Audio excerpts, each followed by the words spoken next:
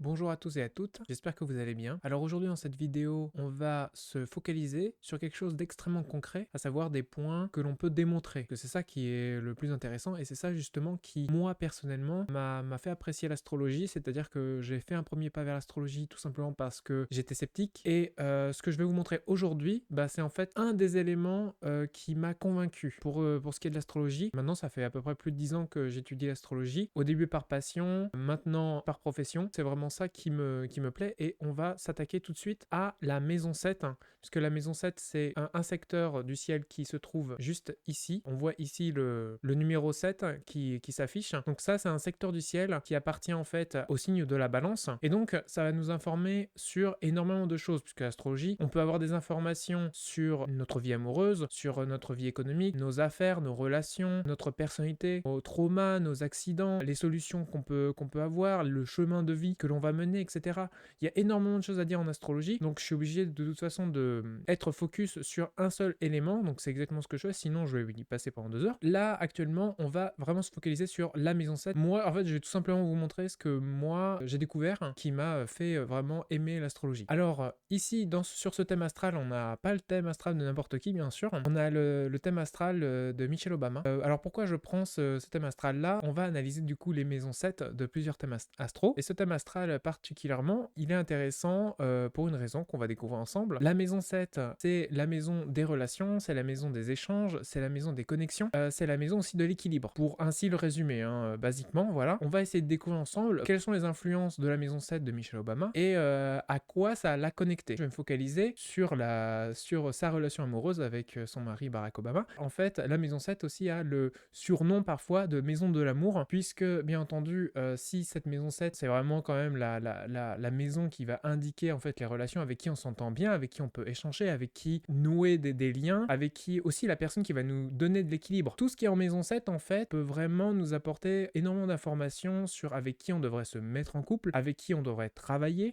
dans quel secteur on devrait travailler, les thématiques qui vont apporter de l'équilibre dans nos vies. Il faudrait faire des recherches pour trouver spécifiquement à quelle personne ça a apporté telle ou telle chose. Donc juste faire l'analyse des couples, c'est bien plus simple puisque tout le monde les connaît en plus, donc c'est parfait. Pour ce qui est de Michelle Obama, dans sa maison 7, elle a la planète Neptune qui est en Scorpion. Ça veut dire que Michelle Obama, en fait, tout simplement, dans sa vie, elle va être attirée par l'énergie neptunienne qui est du coup le signe Poisson.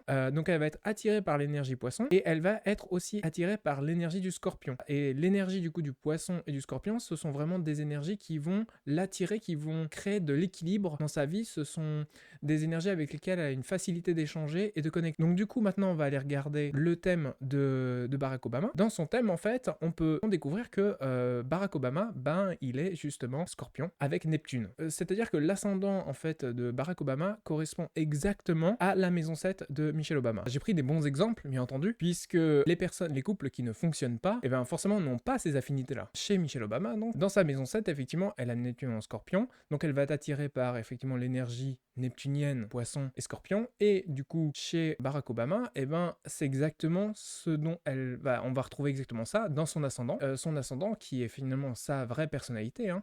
On retrouve justement ces énergies de Scorpion et ces énergies Poisson, ces énergies neptuniennes. Alors vous allez me dire, oui mais du coup Barack Obama, lui dans sa maison 7 il a quoi? Lui dans sa maison 7 il a le signe Taureau. Pour ce qui est du coup de Michelle Obama, justement elle est ascendant Taureau. Barack Obama il est automatiquement attiré par les gens qui ont des énergies Taureau. Et justement, il se trouve que sa femme, elle a des énergies Taureau puisque son ascendant est Taureau. Un deuxième exemple, moi j'ai pris l'exemple de Salma Hayek. C'est pareil, on va regarder sa maison 7. Qu'est-ce qu'on va trouver? On va voir tout simplement le signe des Gémeaux. Donc, elle va être attirée, l'énergie Gémeaux, l'identité Gémeaux, ça va l'attirer, ça va lui apporter de l'équilibre, ça va lui apporter beaucoup de choses. Et justement, donc je suis allé regarder le thème astral de François-Henri Pinault, qui est son mari. Justement, on va le mettre dans le mille, hein, de toute façon, il est Gémeaux. C'est-à-dire que son soleil est en Gémeaux, donc c'est un Gémeaux. Donc c'est tout à fait normal que Salma Hayek ait des atomes crochus en fait avec cette personne-là, puisque dans sa maison 7, donc la maison des échanges, elle a l'énergie Gémeaux. Elle s'est mariée avec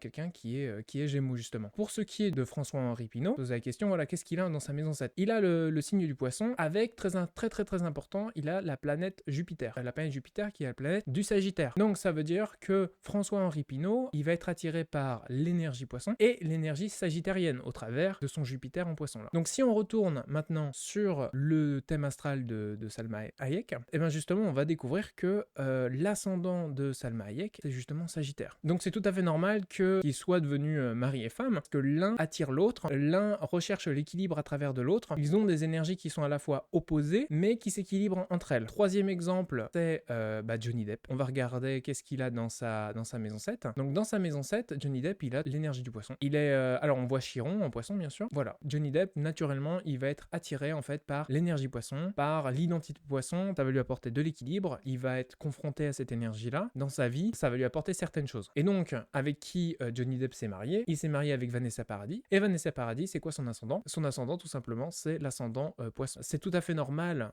C'est tout à fait normal que finalement il ait des attirances envers Vanessa Paradis, puisque l'énergie de Vanessa Paradis, de par son ascendant poisson, lui apporte énormément d'équilibre. Donc on pourrait parler à peu près de la même chose pour Vanessa Paradis.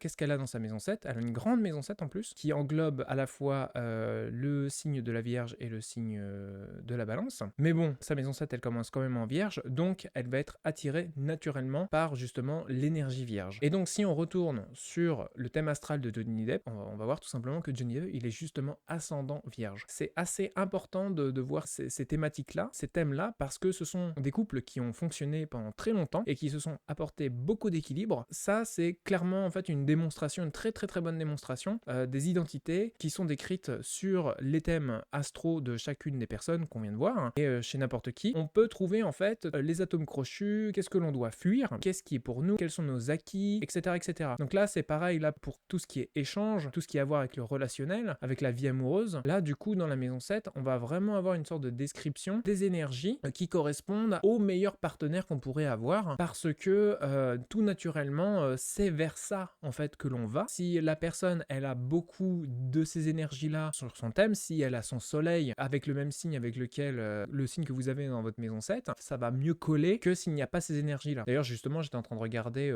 la jeune ex-femme de Johnny Depp, avec qui il y a eu un scandale du coup pendant plusieurs mois, et qui a extrêmement peu d'affinité sur le plan de son thème astral avec Johnny Depp, donc c'est pas si étonnant que ça. Donc ça, ce sont vraiment des exemples concrets, ce sont des éléments, des premiers éléments qui ont commencé à me convaincre de l'astrologie et des informations véridiques qu'on pouvait y trouver. Après, bien sûr, en fonction des thèmes astro des personnes, il faut quand même aller les comparer en profondeur, mais là, déjà avec ça, c'est quand même assez étonnant de se dire, on a plusieurs couples de personnes très connues, et justement, leurs énergies correspondent l'une à l'autre, et elles s'attirent l'une à l'autre, elles s'équilibrent l'une à l'autre sur le plan astral. Donc voilà, ça c'est très intéressant, et bien entendu, ça c'est pour les couples, c'est pour la communication, c'est pour l'échange, mais bien sûr, en astrologie, on peut aussi trouver ces informations-là pour bien d'autres choses, que ça soit notre personnalité, notre carrière, notre santé, nos traumas, les solutions qu'on a disponibles dans nos vies, quelles sont les choses que l'on doit absolument fuir, comment se comporter face à telle ou telle problématique, à telle ou telle personne, à tel ou tel comportement. Ça c'est vraiment des choses qu'on peut retrouver en astrologie très facilement. Là, j'ai voulu vous montrer un tout petit morceau de cette maison 7 qui indique au final énormément d'informations. Voilà, j'espère que ça vous a plu. Laissez-moi un petit like, un petit commentaire et je vous dis au revoir, à la prochaine.